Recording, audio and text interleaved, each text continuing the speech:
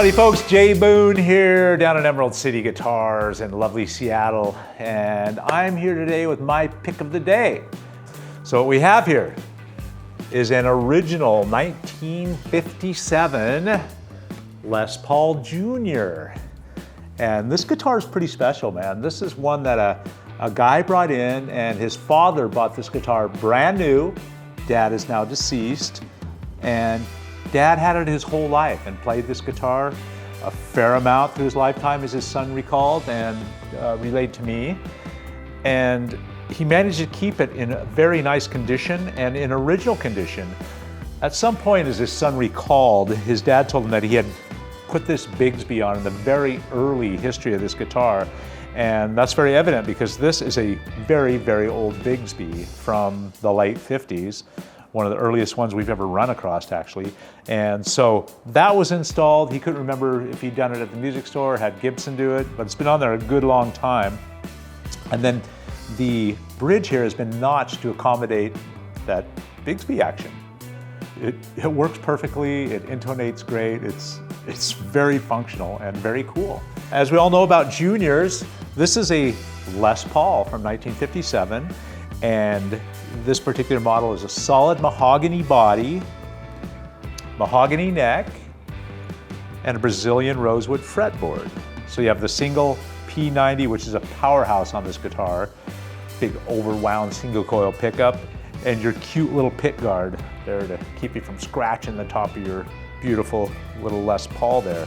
Very simple volume and tone control right there. Some inline cloisons, and you can see the buttons have shrunk up on these fairly dramatically, but they are still functional.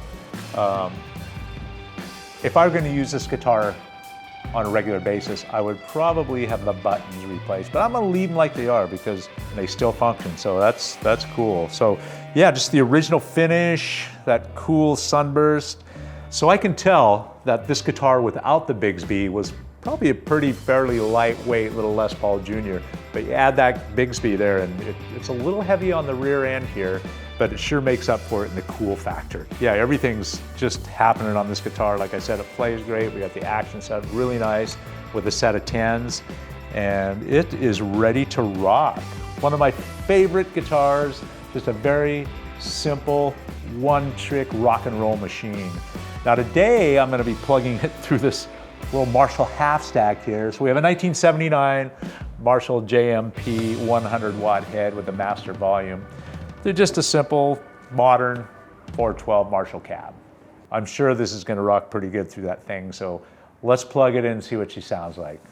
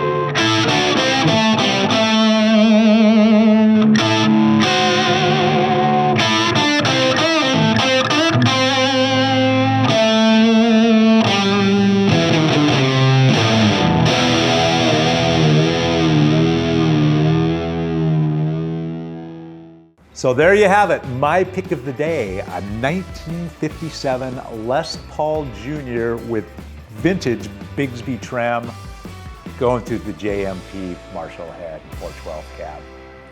Thanks for tuning in. We'll see you next time.